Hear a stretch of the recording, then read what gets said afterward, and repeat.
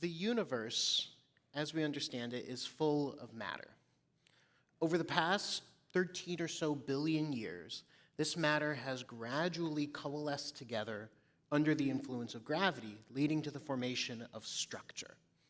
This leads to a giant cosmic web, which includes gaping voids where material has been pulled out of, dense knots where lots of material has built up, and thin, wispy filaments which connect the entire structure together. My research concerns the dense knots, which host what we call in astronomy galaxy clusters. Generally, when we're in astrophysics, we break the amount of matter in things into two categories: the luminous matter and the dark matter. Now, the luminous matter in a cluster has two primary components. This is a very hot, dense gas sitting at the core of the galaxy cluster, which is so hot, in fact, that it can glow. And it includes the things you usually think of in astronomy, i.e. the stars and the galaxies that make up the cluster. There's the third component, the dark matter. We currently don't know what it is. Now, what I mean by that is that we know that it's there, but when we try to shine light at it, or when we try to look at the effect that light normally has on it, we can't see it. And so we broadly classify it as dark based on those conditions. My research concerns using a technique called gravitational lensing to visualize dark matter. According to our best understanding of the universe on large scales, we can think of it like a giant sheet of paper.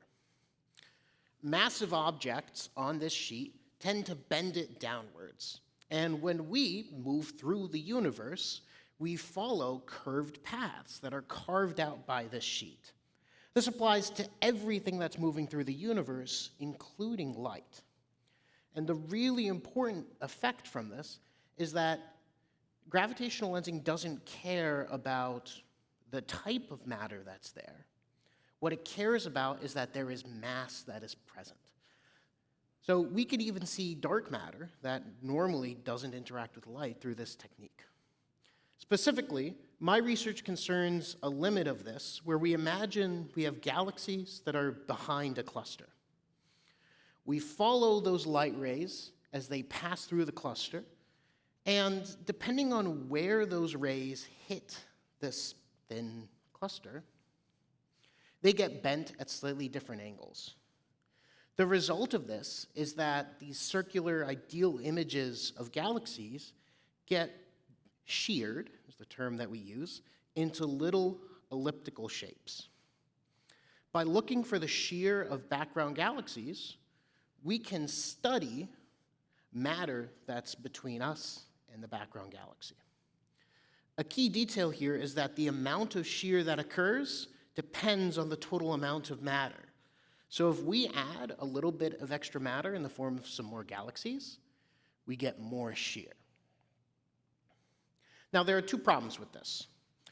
One is that galaxies themselves aren't perfect little circles.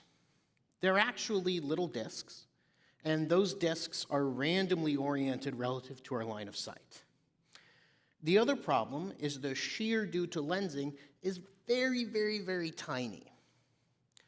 In my research, we overcome this by taking very deep optical data of galaxy clusters. We then zoom in to all of the hundreds of thousands of galaxies that are behind the cluster. We detect and collect them all together, and we compute the shape of every single one and average them together. Now, although every galaxy itself has some random orientation, on average, there's no preference for any one orientation. So when we average all of these together, we end up detecting just a net shear that's due to lensing.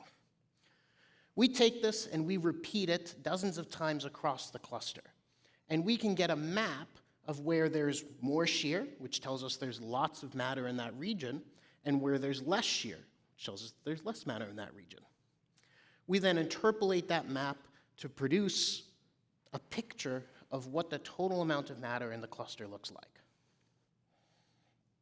Now, there's the open question of why do you do this in the first place? And there are two really good reasons. The first one is that galaxy clusters, when they merge together in just the right way, there can be large offsets between the dark matter and the luminous matter in a cluster. And the only way we can get a picture of those offsets is through gravitational lensing to produce maps of that dark matter. The other reason that this is important is that clusters have formed over the entire evolution of the universe. This means that the number of clusters, their typical masses, tell us information about the amount of matter in the universe as a whole and how frequently structure forms in the universe.